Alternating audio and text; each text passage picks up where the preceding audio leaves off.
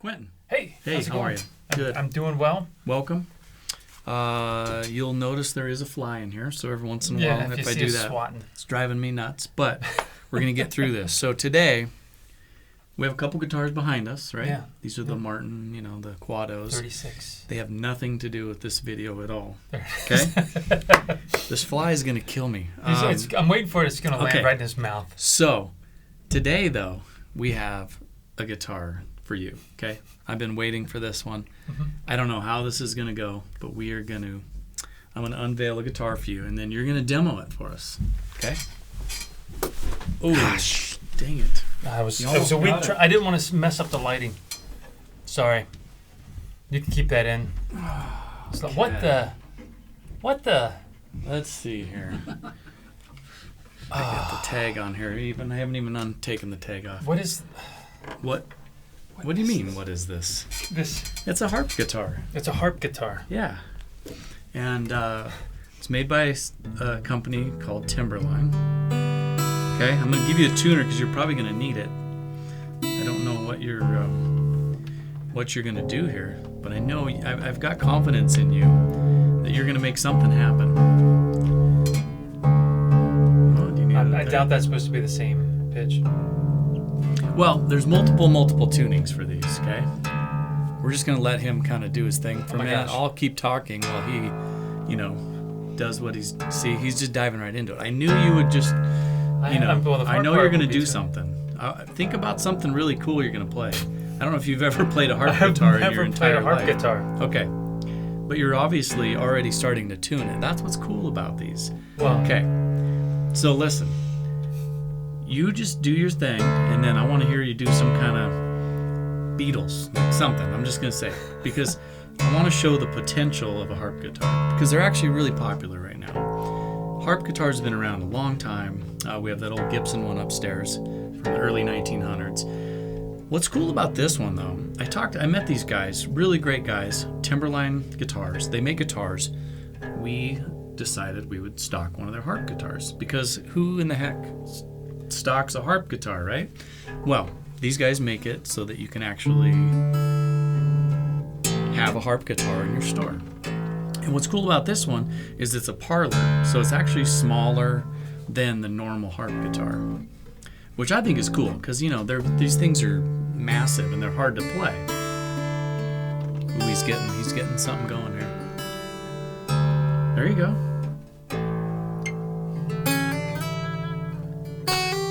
Now you have a fly on you. I do. If I had a nickel. I like it. See, you're onto something.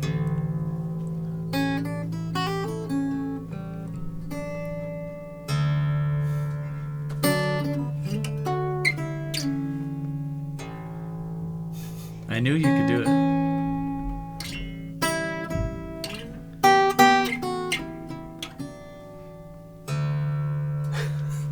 It's fun. Huh? Yeah, you can tell. It's like it would be one of those things. You'd have to sit down here for an hour and just mess around with different tunings. I feel like I'm like watching my father type with two fingers. Like that's how uncoordinated I feel with this thing. There's like so much to. Oh, that's a good analogy. I like that. You see this more and more now, though. That's what's cool. These guys are making it so it's possible for people to perform with a harp guitar. So, you'll see it like coffee shops, like solo artists and stuff. And, I'm sure it's got a like classical vibe. I'm sure you've got this rock Beatles vibe. There's so many things you can do with different tunings. Yeah.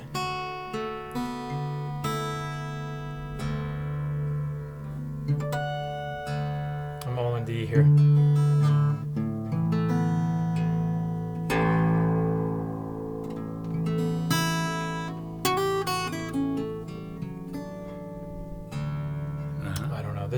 This would take some time, but I've seen a few people play these, and I always associate an instrument like this with Baroque music. Yeah. Not that I'm a real student of like Bach and Bach. Yeah. But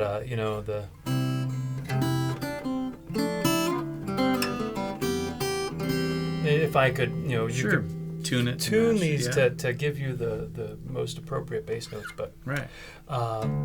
And what's neat is it really is kind of I like this. This is gonna sound weird, but I like drony music. I like music that is where it explores, and this is maybe a poor use and a betrayal of my ignorance of music theory. But I like music where you start with some note and you're exploring a lot of modes around that note. And you can get so much emotion and feeling out of having a drone note and then playing off the modes relating to that note and various harmonies. So I find it to be pretty interesting. I think this is the type of instrument that will let you explore that space like nothing else. Right. Acoustically. Well, and it's not, I think this one's the right size too for someone who just wants to dive into this whole new.